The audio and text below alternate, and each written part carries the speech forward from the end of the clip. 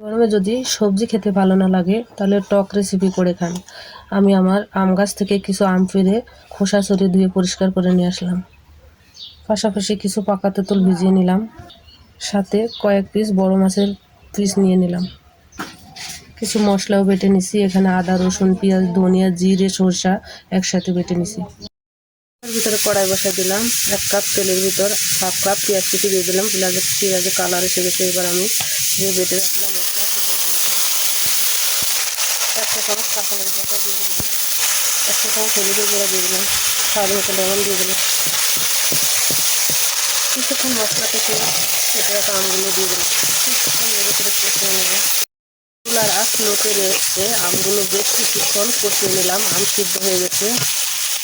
তেঁতুল ভিজিয়ে যে গ্রেভি তৈরি করে রেখেছি আমি সেই গ্রেভিটা দিয়ে দিলাম। তেঁতুলের গ্রেভির সাথে আমি হাফ কাপ আরও পানি দিয়ে দেবো। অপেক্ষা করব বলক আসা পর্যন্ত। তরকারিতে বলক এসে গেছে। এবার ভেজে রাখা মাছগুলো দিয়ে দেবো।